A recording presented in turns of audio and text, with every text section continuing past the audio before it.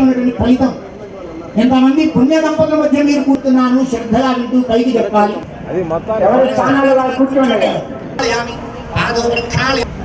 నమస్కారం చేయండి. స్వామి దేవత ప్రభు లీలయా చేసుకునే ఉద్యోగ వ్యాపారాలు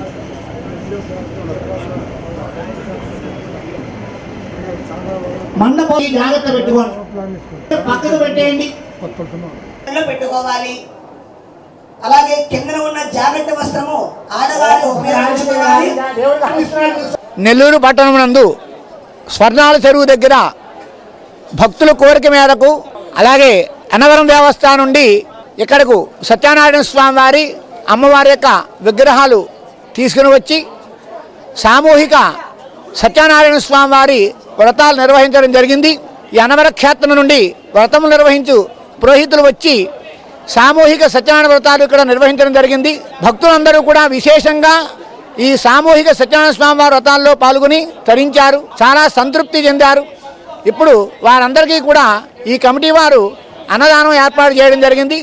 వారు స్వామివారు దర్శించి అన్నప్రసాదం తీసుకుని వారందరూ కూడా తరిస్తున్నారు. జై సత్యదేవ.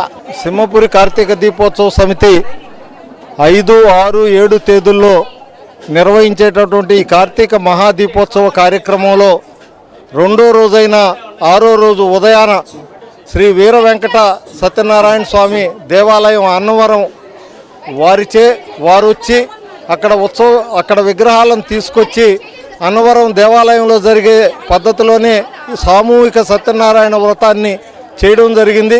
దాదాపుగా 500 మంది సామూహికంగా ఒకేసారి సత్యనారాయణ వ్రతాన్ని మనం స్వర్ణాల చెరువు ఒడ్డునున్న ఈ గణేష్ ఘాట్లో చక్కగా మొదటి బ్యాచ్ నిర్వహించడం జరిగింది.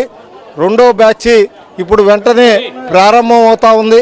ఇంత పెద్ద ఎత్తున అన్నవరం దేవాలయం వారు ఆనం రామనారాయణ రెడ్డి రాష్ట్ర దేవాదాయ శాఖ మంత్రివర్యులు సూచించిన మీదట అన్నవరం దేవాలయం నుంచి స్వయంగా దేవాలయం ప్రసాదం, దేవాలయం గవాంచ, దేవాలయం రూపు, దేవాలయం మన దాన్ని రవిక తీసుకొచ్చి వాళ్ళే స్వయంగా భక్తులందరికి కూడా దేవాలయం నుంచి తెచ్చిని ఇచ్చి భక్తిభావంతో ఈ కార్యక్రమం నిర్వహించినందుకు ఆ దేవాలయం ఈఓ గారికి, మరి ఇక్కడికి వచ్చినటువంటి పూజారులకు, మరి సిబ్బందికి అందరికి కూడా సింహపురి కార్తీక దీపోత్సవ సమితి తరఫున ఉదయపూర్వకంగా అభినందనలు, ధన్యవాదాలు తెలియజేస్తా ఉన్నాం.